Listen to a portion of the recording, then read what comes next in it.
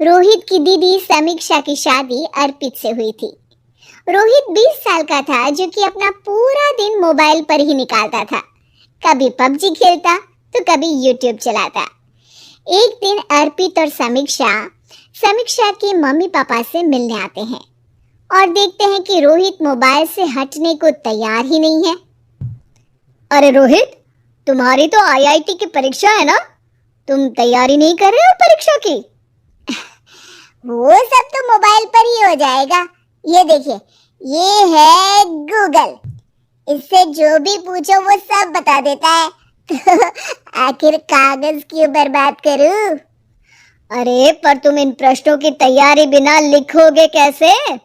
उसमें क्या है, ये देखिए, नोटपैड बिल्कुल कॉपी जैसा है, इसी पर कर लूंगा। हम जब तुम्हारी उम्र के थे तब हम दोस्त मिलकर प्रश्न हल किया करते थे।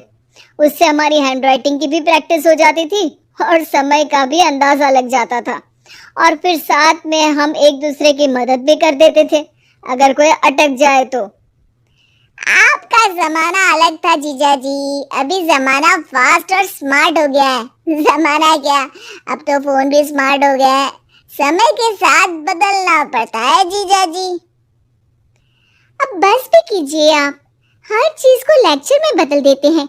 रोहित अच्छा कर लेता है परीक्षा में। इतने में अर्पित के सास ससुर जी आ जाते हैं हॉल में, और अर्पित इस बारे में बात नहीं करता। हालांकि अर्पित को लगता तो है कि पूरी तरह मोबाइल पर लगे रहना सही नहीं है, पर वो इस बात को और नहीं छेड़ता। ऐसे ही 2 दिन निकल जाते हैं। समीक्षा, मुझे काम से फोन आया था, मुझे वापस काम पर लौटना पड़ेगा। पर हमें आए हुए तो 2 ही दिन हुए हैं, अभी चले गए तो माँ और पापा को अच्छा नहीं लगेगा ना। अच्छा ठीक है, तुम रुक जाओ, मैं काम खत्म करके फिर लौट आऊंगा।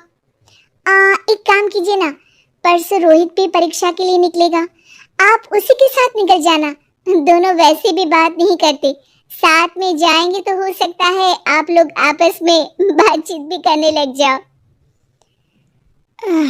ठीक है, मैं काम को 2 दिन टाल सकता हूँ। उसी रात जब सब खाना खाने बैठे थे तो अर्पित अपने जाने की खबर बाकी लोगों को बताता है। मुझे काम के लिए वापस जाना होगा। अरे बेटा, पर अभी तो तुम आए हो, इतनी जल्दी चले जाओगे? अब नहीं माँ जी, समीक्षा यहीं रहेगी और मैं जल्दी काम खत्म करके वापस आ जाऊंगा। अब ठीक है, काम भी जरूरी है। वैसे कब निकलोगे बेटा? 2 दिन में। मैंने सुना है कि उस दिन रोहित को भी परीक्षा के लिए जाना है, तो कल मैं दोनों की टिकट करा लेता हूँ बुक। मेरी टिकट रहने दीजिए जीजा जी, मैं तो फोन से ही करवा लूंगा। हाँ, पर कोई दिक्कत हो गई तो? अरे कोई दिक्कत नहीं होती जीजा जी, फोन सब कर सकता है। हमारे फोन के रिचार्ज से लेकर टीवी का रिचार्ज सब रोहित यही फोन से बैठे बैठे कर देता है। अब ये नई चीज तो हमारे समझ के परे है, पर अच्छा है कि रोहित जानता है। हमारी मेहनत इतनी कम हो गई भाई। हाँ, पर अगर टिकट नहीं मिली तो? अर्पित की बात पूरी होने से पहले ही बिजली चली जाती है। अरे ये क्या हो गया, आपने बिजली का बिल भर तो दिया था ना? अरे नहीं, मैं तो भूल गया था। अरे टेंशन मत लो माँ। देखा जीजा जी, आप बिजली का बिल भी भर सकते हो, समय बदल गया है। एक बार फिर अर्पित इस बात पर बहस नहीं करता। अगले दिन जाकर अपनी टिकट करवाता है और पैकिंग कर रहा होता है जब शाम को अचानक से रोहित के चिल्लाने की आवाज आती है। नहीं, प्लीज प्लीज हो जा, ऐसा मत कर यार, प्लीज हो जा। अरे क्या हो गया रोहित? दीदी, सर्वर हैंग हो गया, मेरी टिकट नहीं हो पाई दीदी।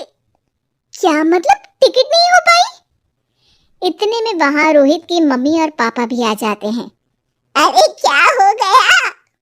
माँ, मेरा टिकट नहीं हो पाया, सर्वर डाउन हो गया। अरे पर तूने तो बोला था कि हो जाएगा। हो जाता है, पर अब क्या करूं, ये क्या हो गया।